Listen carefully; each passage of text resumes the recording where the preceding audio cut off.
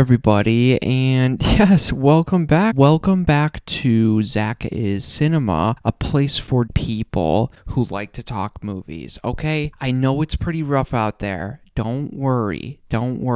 I don't have anyone to talk to about these movies as well. So thank you for being my captive audience. I really do appreciate that because guess what, people? We are continuing on our end of the year list, a new thing that ZakIsCinema just invented that we're doing here now. So we did the best of 2024, my top 5, continuing on with my top 5 worst of 2024. I said this in the last video. I'll preface this. I saw about 26 new theatrical released movies. So all these rankings, all the movies that I'm pulling from are really only theatrical released movies. I don't watch a lot of like streaming movies. Don't really mess around with that stuff. I am poor, so I can't see every new release. And quite honestly, I like to think of myself as a wise money spender.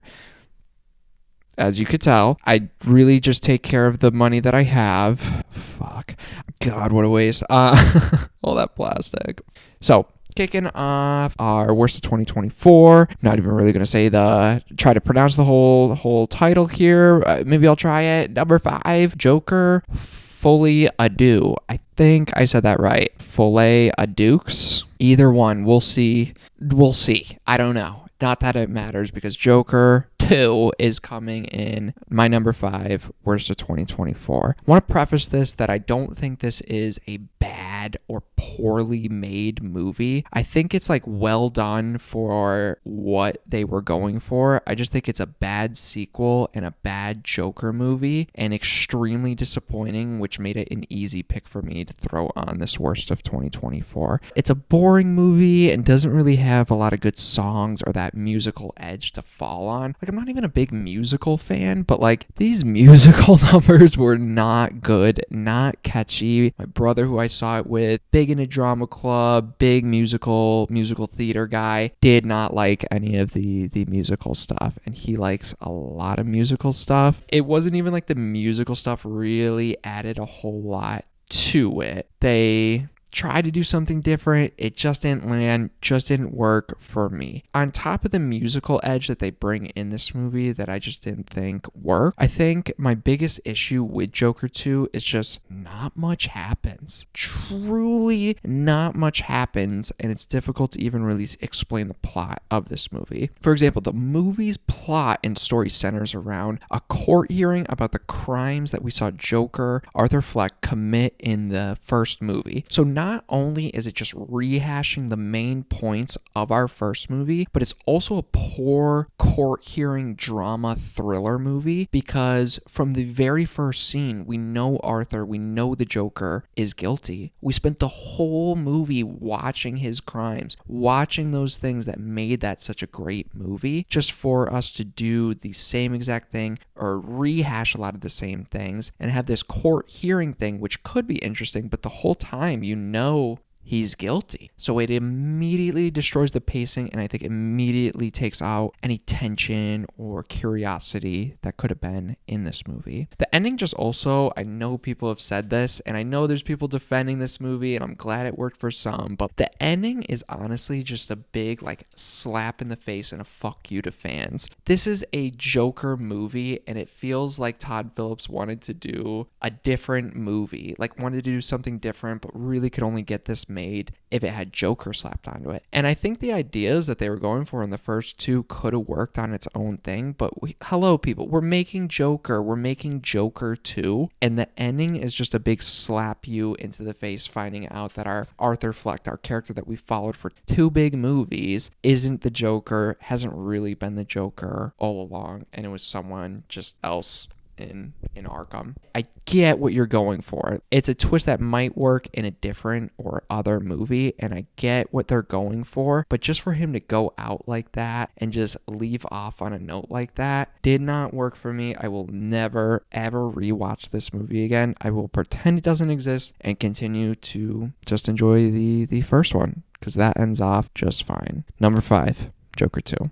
Okay, hello, quick jump scare here. Hello, lonely people. Hello, it's ZakIsCinema. Hi. Sorry, I'm jumping in here at the number 4 spot, worst of the year of 2024. I actually was editing my video. I just took a journey to the movies for a quick break, and I actually saw something worse than what I had originally had on my list. So I said, fuck it. This channel is about quality. As you all know, ZakIsCinema is all about quality. So I'm like, for the 2 people watching this, I'm gonna waste my time and change it. But jumping in here, our new number 4 is, yes, Kraven the Hunter. I had to put it on this list. It was so bad, so bland, so boring. I'm like, all right, move over number 4. I gotta throw this on here somewhere. So that's already how bad this movie was. I wasn't really expecting much from Kraven, but I'm like, oh shit, it looks like a different vibe, not as goofy maybe, just based off the trailer, and it's rated R, like cool. Sony's like trying to do something a little bit different,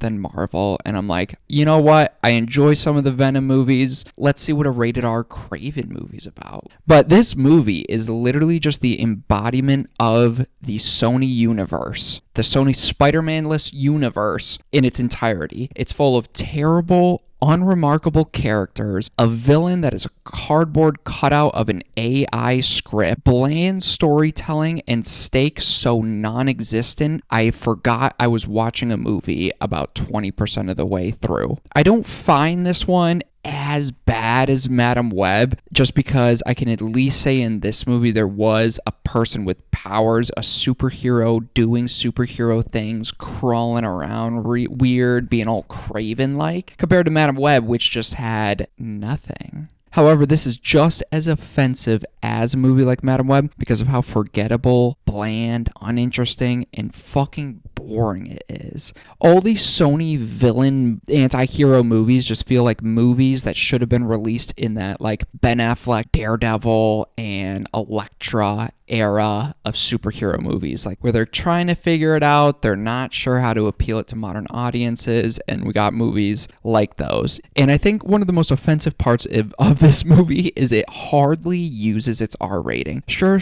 there's some blood, there's a couple scary little F-bombs like thrown around here where they really pushed it, but you can tell it's one of those R ratings where they filmed it to be either added in later because with all its CGI blood, or they filmed it to be rated R to where it's so easy to trim down to PG-13. All the fucks are just at the end of a sentence. It's full of CGI blood, tons of action scenes where you could easily cut away from some of the carnage, but it doesn't even utilize its R rating. There's a couple cool-ish scenes. There was a start to a cool scene at the end when Kraven's like using bear traps and traps in the woods that they don't even show you how or when he set this up and why it started turning into like Home Alone. He just does it, and there's a couple cool ones, like there's a dude that gets like exploded by like a tree stump and just like his body's dragged and it just like explodes, but it's all CGI blood. It's nothing too graphic. They don't focus on it a lot. It's just like quick blood, CGI blood explosion, and there you go. There's your rated R stamp. So it doesn't even elevate the action, doesn't elevate the intensity, so there's really no point to it besides some CGI blood. The plot is just so bad and so forgettable. Kraven's dad is just like talking about how everyone needs to be more manly. His sons are a bunch of pussies. Like you need to man up. I'm not even going to attempt the accent. You need to man up. You need to go hunting. We are strong. We are strong men. We cannot show weakness. We need to hunt. And I'm just like, what are you hunting animals? Why are you taking hunting so seriously? Like, you guys live in a mansion with like service people. Like, I'm sure they could go to the grocery store for you. It's just like, we need to hunt. We need to hunt. We need to hunt. You guys are pussies. Hunt, hunt, hunt. Hunt me, somebody hunt me. And then Kraven, he gets all like pissed off. He's like, fuck you, dad. I don't want to hunt. So then he just leaves to live in a greenhouse and then becomes a hunter and then starts hunting people, even though he hated his dad for hunting. And then he becomes a hunter with a code that he only references once but never tells us what this code even is. The dad doesn't even explain why hunting is so important to him or the family, or why it should be so important to the sons. Craven's given his powers from a girl with like a magic life potion. She explains that her character backstory is she's a girl who went to a summer camp that taught her archery, so now she can be an archerer. It's like, okay, why do you have these magic potions? In these origin stories, you're supposed to get the revelation of, oh shit, I have superhero powers. Like, this is crazy. You don't even get that in Craven. He gets the potion, he just wakes up, his dad's like, oh, you didn't fight, you are weak. People are going to see this. You need to hunt. And he's like, fuck you, dad. I'm going to become my own hunter. And then he just like accepts the powers that he was given and doesn't really question it. It's over 2 hours long, yet it still feels like an hour of this movie was chopped out. It starts off with an unrelated cold opening that has nothing to do with the plot, never circles back to it, just to show Craven crawl. That's all it is. Show some CGI blood. Thanks, Sony. Thanks. It has a stupid villain, like one of those Sony Spider-Man-less villains, is just like standing in front of like their stained glass like apartment windows overlooking like the city that they have no power in, just monologuing about killing the villain of our story and how they can't lose power, even though we have no idea how they got power to begin with. The villain is Rhino. You may have seen it in the trailer. Terrible CGI, like something out of like Raimi's Spider-Man 3. Like, I thought we were past this. He has no motivation, leads to like maybe a 7 to 8.5 minute boss fight where the villain just wants to kill Craven in case Craven adds him to his list one day and wants to kill him. No motivation, no personal connection, just nothing. I'm the Rhino, I'm here to kill Craven. It's a movie that hits every checkpoint of a boring and violently cliche superhero movie, and we're past that now. It's full of uninteresting flashbacks. The movie leaves off with like kind of cool, promising plot threads that'll never get fleshed out or developed, but none of it's set up or earned. A lot of that third act stuff just comes out of fucking nowhere. And I normally like Aaron Taylor Johnson, Russell Crowe, but everyone, those two, their line deliveries, just everything. All the exposition in this movie is just delivered like some video game dialogue. Just listening to them deliver these lines, you could tell that they knew how bad it was, but that they had to do it because it was in the contract. I was really hoping for just some fun, bad, R-rated action superhero movie, and I just got a bland, boring, forgettable, too long of a superhero movie that is an origin story that kind of just glosses over the origins. So it was just like so bad I had to add it into this list in my number 4 spot, but that's about it. I'm ready to forget about Craven, so let's go back to past Zach, who's going to talk about number 3. Continuing on, we got number 3, we got Madam Web. I totally forgot this came out this year. I could have swore this was last year. I almost didn't add this movie because when I first saw it, it was such a fun theater experience because everyone was audibly laughing at how horribly stupid this movie is. It was just such a fun theater experience, but I think the reason why I got it on this list is because it never really hit that over-the-top fun, bad movie that I want to rewatch and revisit. Like, it's a superhero movie without any superheroes. It's crazy. It's all in the marketing. They don't get their suits like that. It's just in their visions. The whole third act, our main characters don't use their power. It's just Dakota Johnson being like, hey, like, fucking watch out. There's something coming. Hey, there's a 2x4 coming right at you. Dog, holy shit, it's the Pepsi Zero Sugar sign. Watch out. She just predicts the future and then tells people to duck the whole movie. The best part of watching this in the theater, though, was the main villain. Forget his name. I'm not gonna look this shit up. Some of his ADR and like voiceover is so bad throughout the movie, and just some of the lines he delivers, like he's just like standing up in his like skyscraper building, just looking down on everyone, just vomiting villainous lines like, I'm taking over this world. These girls will not stop me. Like, looks at the camera, and like that's the scene. Next scene's the motivation. He's just like, he's got his assistant assistant like typing away. He's like, fuck, I need to do something because these girls aren't gonna stop me and everything I've built. Like, what did you build? I still don't know. I really don't remember a lot about this movie. I do remember this fucking line, one of the worst lines I've ever heard in my life. It did the responsibility line, but said, only when you accept responsibility will great power come.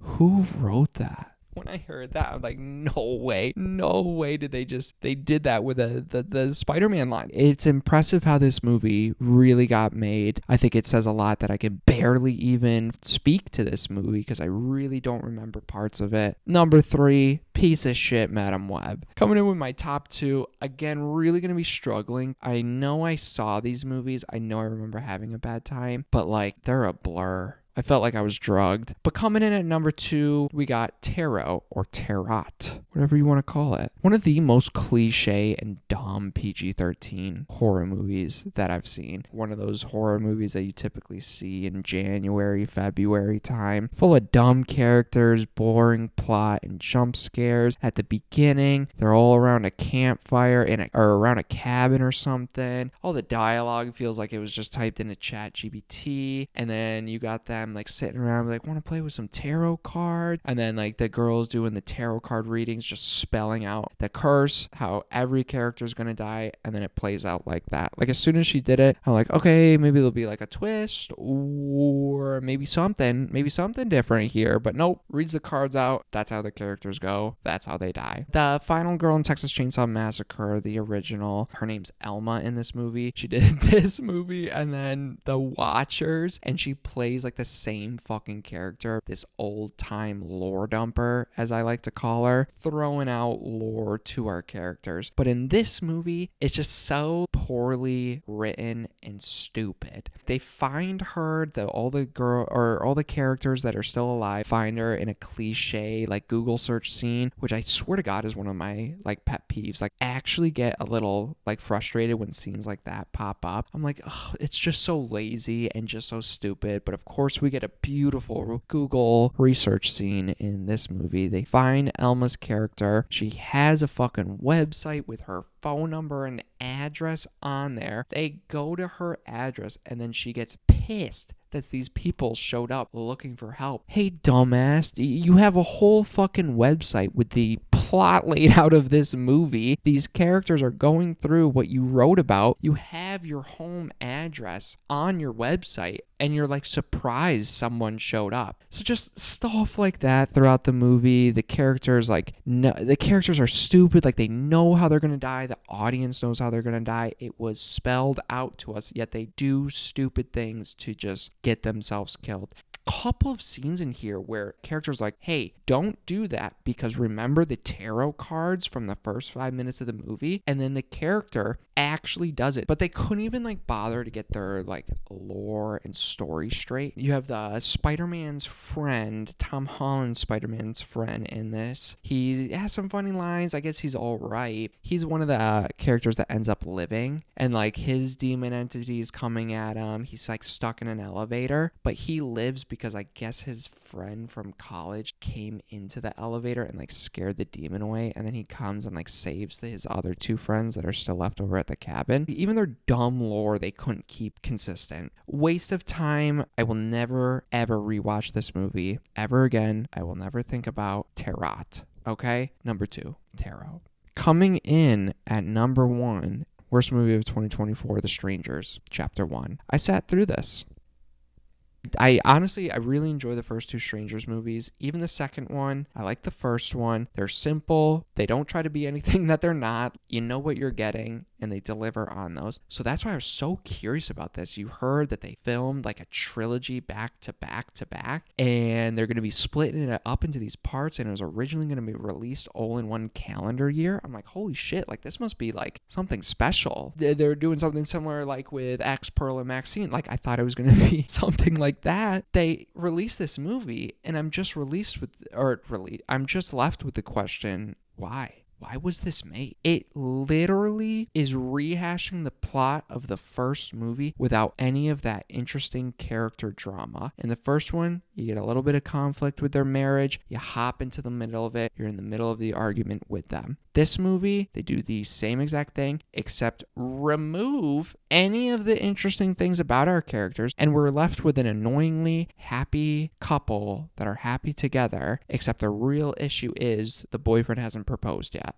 That's our lovely relationship drama that we have going on. And he eats like a fucking slob. There's your relationship building. It's just, again, I'm left with the question, why? Why make this movie? Why rehash the first one and take out anything interesting that the first one gave us? There's random bullshit marketing in this movie. There's a random Ally banking commercial where they're literally driving to the cabin and the girl turns to her boyfriend and is like, Ally's like huge on her phone. She's like, oh, our funds just hit Ally just in time. And then that's it. I will never use Ally Bank because of this movie. I will never use it. If it was the last bank, I would still never use it. You got over the top creepy rural town that just felt like satire throughout the whole movie. Leaves off with a to be continued, but it's like they forgot to include any sort of third act or any sort of conclusion. So it's not even like a movie that you can watch on its own because there's no conclusion. It has characters that are dumb, multiple chances to kill or escape from the strangers, but they don't do it. It's rated R, yet one person dies from a stabbing that I don't even think you really get to see, and that's it. No carnage, no slasher fun, no intensity. They got nothing. It offers nothing new to this franchise and offers nothing new or different to our strangers' characters.